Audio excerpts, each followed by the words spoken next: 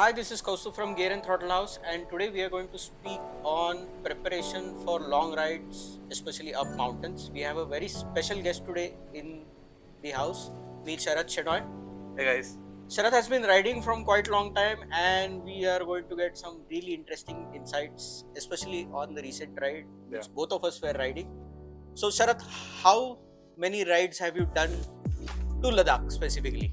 To Ladakh, I think about 20, 25 plus rides in the last 5 years. What has been the main difference between your first ride and let's say your recent past 5 rides? One big difference that you would like to tell our viewers.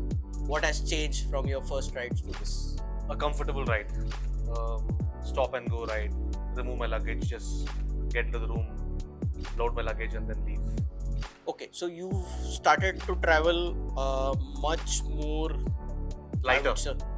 Physically, I couldn't reduce my weight, but on a motorcycle, so, how I travel, I have reduced that, cut down to the bare minimum. And when you say lighter, so let's go back because we need the original benchmark. So, all right. So describe how much luggage did you carry in your first ride, and I know what you carried in this ride, so that we will talk later. All right. So I will not say Ladakh specific. My first long ride I did ride to Rajasthan. I had a saddlebag, a backpack plus a tank bag on the motorcycle. So saddle is about 50-60 liters? Easily. Backpacks are easily 15 to 20 liters and you had 2 of them. Correct. So that's 60 plus 30, that's 90 liters, and a tank bag, another 50 liters. Like Manil says, 30 liters. So easily 100 plus liters Absolutely, of capacity. And for how many days was this ride? This was a 16-day ride. 16-day ride. Yeah, I finished the ride, came back and I figured I used only 4 pairs of clothes out of that. And rest of it just stayed there and became a burden or a luggage that was unusable on the whole trip. Okay. And in our current ride, which was about 12 days, he was riding with a 40-liter tail bag and one small tank bag of 12 liters capacity. That's right. it. Correct. That's it. Yeah. So that's almost half. Absolutely. And why did you reduce? What was the reason behind reducing? First thing is, when I started traveling initially, I didn't know how the weather conditions are going to be. So I would prepare for the extreme climates, cold and the rains and weather. But as I started spending more time, I figured, hey, this is the kind of weather condition I'm going into, and this is what will come handy. Plus or minus something, so right? Some sort of weather forecast would help you to plan your... Correct. Especially the clothes. Right. Sometimes it's a surprise that we'll have to live with, but the rest of it gets sorted. And the main point for me was when you stop for the day, removing all this luggage, taking it to the hotel room or wherever you're staying, and mounting it back on the motorcycle. Unmounting itself would take about 30 minutes. Mounting it back another 30 minutes. It's like almost an hour lost in a day while you could have spent riding. And after doing a day's ride, you don't want to do anything like this. That was my turning point. There was a day where I parked the bike in a hotel and I said, "Bhai, I'll pay you $100. Please take care of the luggage." I just walked in with what I was wearing. I didn't even remove the luggage. Went in, removed my gear, slept, got up in the morning, wore the same thing, and just left. Because after 400, 500 kilometers of riding, the rain or sun or whatever, you don't have any more stamina left in you to remove it, figure out whatever you want and get back on the motorcycle. So I am one step ahead of Sarath in terms of luggage because I took a 45-liter tail bag and one tank bag of 12 liters for 21 days. We are going to speak detail on what luggage to carry and what you should not carry, especially for longer rides, not just up to the mountains, but any longer ride. We are going to have a detailed episode on that, and Sarath is going to give his insights. I'm going to add my insights. But for today, apart from the luggage, what do you think would be a right time, especially let's say if somebody wants to go to Ladakh? Okay. Because there's people say, "Arey 7 din mein karke aaya hai, arey 10 din mein karke aaya hai." I've been there for 1 month. What do you think would be a right time to spend if you want to see some places, if you want to spend time, and why? Okay. So I have spent quality time in the mountains. This season I was there for about 2.5 months. Above Manali, I was staying in Gamut, doing my rides and whatnot. Okay. Over the last almost about 8-9 years, I have been into the mountains at least about 20-25 times and then done multiple rides. And the longest I've done is almost 6 months, and I traveled from Kashmir till say Arunachal. That was a ODC that went to Bajaj. So you can spend a lot of time, but as a first timer, I would say a 14-day time frame is fantastic. Okay. So you take 5 plus 5, 10 days leave. That way you have 2 plus 2 plus 2. That is 6 days of weekend that comes through in the picture. Okay. So that way almost 16 days that you have. You land up to Chandigarh on a Friday evening or a Saturday. Get your bikes checked. Next day you ride out. And with that particular time frame, you get to cover either the Chandigarh, Srinagar, Leh, Manali and down, or do the Ulta. Whichever works for you. Right? Okay. Now the weather conditions have changed, or the road conditions are much better way where you can do a lot of it. But first thing that you have to keep in mind is this time frame will help you handle any surprises that come with it. Or you land up in some place, you're like, hey, you know what, I am tired. I need a break. If there is a landslide, or if there is some issues, physically issues, or weather conditions per se, road conditions per se, you get to take a break. You're like, I love this place, I'm going to take a break today. Yeah. I will ride tomorrow. So I made sure we changed Sarath's ride plan every single day. And we said we would like to spend one more day in Zanskar because the place was so beautiful. And we skipped one day in Leh, which is fine. Correct. So, and luckily everyone agreed. So all of us were happy. So yes, I agree that having a little bit more time will give you that flexibility. True. And we had one day to wash our clothes. So very important point. Which helps you carry less luggage. Less luggage. So cool. So you would say a 14 to 15 day, 2 weeks ride would be right time, irrespective of whatever route you choose. And that includes the acclimatization time. Absolutely, also. Yes. So usually the tours that I do, I plan in such a way that you spend some time at low altitude, you gradually start rising up, and then cross all the passes that's lined up, and then you ride a comfortable ride. It's not like a lot of people come saying that I want to do about 14 passes, tick box, and then go. It doesn't work that way. I have done multiple rides, but I don't know when the aim is gonna kick in, when the tiredness is gonna kick in. So I always plan that day in a comfortable manner. So the 14 days is a good time where you could always fine-tune the plans on the move. One place in Ladakh that you would recommend all the viewers not to miss. One place. So for me, across mountains, I would say Zanskar is the point that I want to talk about. So that's not part of Ladakh, but then it's part of the Himalayas. It's beautiful. In Ladakh, there are a lot of places. Khardungla is top of your list. But for me, once I have crossed Manali, the mountains as such, I like Zanskar. I like to spend a lot of time in Purne or Padam. The place is so beautiful. It's still raw. The people are still genuine. You land up there, they have happiness in your eyes, in their eyes to see you and hey, Sarath, welcome, come, stay another day, have a chai with us. Feels so good, brings in a lot of positive energy. Yeah, I would agree with you because I rode first time to Zanskar with Sarath and I found it a little less commercial than Leh. Yeah, that's right. So a little bit away from the city. It had the village countryside feeling. Yeah. So it was much nicer. I actually felt like coming on a holiday. Absolutely. So yeah, I would agree. What kind of preparation should the riders do, and how early should they start planning for this? Okay, so though it's a 14-day ride, you will ride through a lot of different terrains and such. So there are two major things that I talk about. One is the rider himself, and then the ride, that's the motorcycle. For a rider, good riding gear, a good helmet, good pair of shoes, and gloves, which we will talk in details later. And on the motorcycle, terrain-specific tires, good lights if required. Though you don't wish to ride in the night, there might be instances where it will come handy.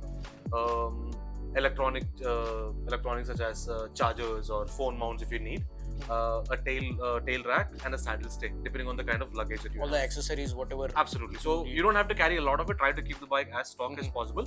But these few things would help you aid the ride to make it comfortable as such. And the preparation, I would always suggest that don't do anything 1 week before the ride. Spend some time much before, start about a month before, and then with the prep that you have for the mountain, do a short ride.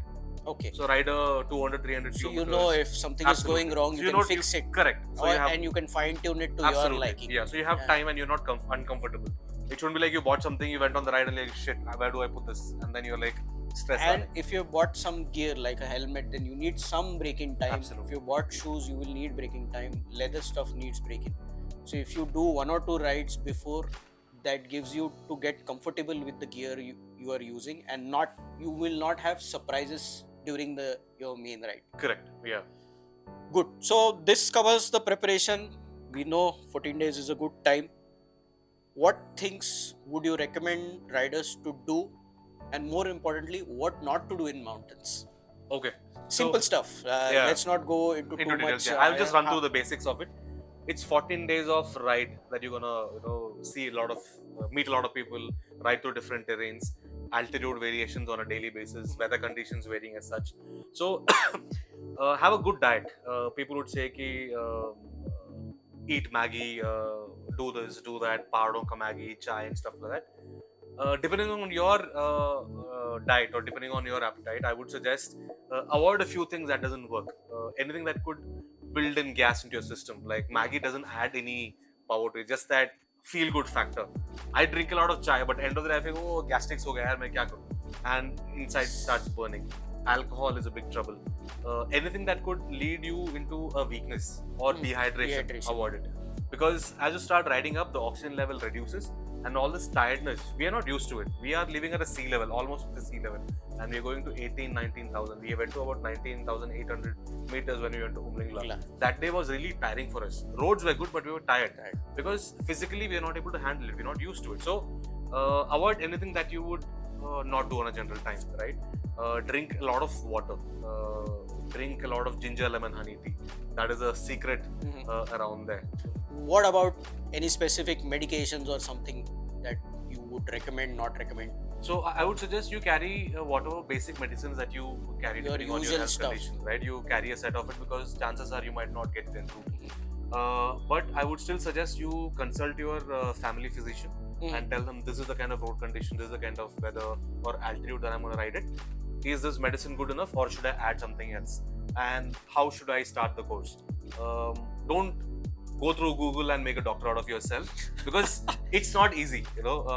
Might work, might not work, because being frank, I've seen because of varying weather conditions and tiredness and altitude or whatever, some medicines don't really react well, and that's not really great. It spoils the whole ride for yourself and the people who are riding with you. Right? Okay.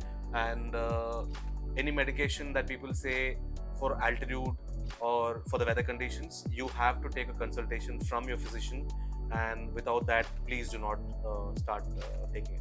So like I did the same thing. I googled and I found that a lot of people recommended Dimox, and somebody even told me carry a small gas canister in case you are short of the oxygen cylinder. Cylinder. And I actually started thinking, "Arey, problem hoga to kya hoga? Correct. What do I do? I have never been to such heights." Yeah. But then it was eventually fine. Apart from one day Correct. of little bit before it got acclimatized, I think nothing went wrong. So True. Best part is to avoid medication as much as possible. Stick to normal food. Don't experiment too many things which would end up you having a bad stomach or something like that. Correct. And hydration, most important fact. So for me, I was carrying almost 3 liters of water every day, and end of the day I was finishing 3-4 liters of water. That's a good amount of water that you're drinking. And that's about it. None of us did anything else apart from that. Correct. So the problem with when you ride up into the mountains, everything is green and stuff. Mentally you're like, hey dude, I'm all good. You're so excited and happy about things that you forget about the general running. So you have to remind yourself to drink water. So what I've done now is I carry a 3 liter, I fill it to the brim, and it starts putting weight on my shoulder. And the only way to reduce the weight is to drink water. And as you start putting that into habit, you keep drinking water, and then you finish it, you drink more. There are some days that I've drank 6 or 7 liters of water. I've stopped a lot of times to take a leak, but then I'm hydrated. End of the day, I'm fresh. The same thing happens when you drink a lot of chai. It doesn't work. Especially when you take any non-healthy food, that's going to be a problem. So as Katie said, eat, drink good food, avoid the random stuff that can give you just that feel-good factor for them. But then, So Sarath, I completely agree with all the things that you have said, and I can vouch for it because my last long ride, I would say, was in 2016. And one before to mountains in Bhutan was 2012. So it was almost 11 years back. Crazy. And I did exactly the same things what we just spoke about. I carried too much luggage. I was not prepared. I took new things one day before. Gloves were not fitting fine. Half of the things were not waterproof, and I didn't know how to tie the luggage. Right. Bad fitting shoes, and so many issues. I really didn't enjoy this ride. But this ride, I knew, I learned, and it was much nicer, much easier. So I agree. All your points that if you put some sort of planning, some sort of preparation, no matter whatever number of days ride it is, Correct. or whether it is 2 mountains or not, it will just make your ride more comfortable, more enjoyable, and you will not have issues. You will be riding and experiencing more than fiddling around on the motorcycle yourself. So finally, it's all experience that Absolutely, matters. yeah. And it's always good when you get to learn from someone else's mistakes and experiences rather than you struggling at a water crossing with a lot of luggage. Like, hey, kya karu main abhi? Correct. So guys, this is all about what to do, what not to do, how to prepare for long distance rides, especially up mountains. We are going to have Sarath once again in GTHouse, and in the next episode we are going to speak about riding gear. What kind of riding gear should you pick for what kind of rides? We are also going to share you our experience of the gear that he uses, gear that I use, whatever I have used for last ride. We are going to speak all those things in detail in the next episode. So make sure you don't miss that. If you have not subscribed to our channel, do it now. Please share this with your rider friends. Ask them also to subscribe. Till next time, stay safe, ride safe. Bye bye.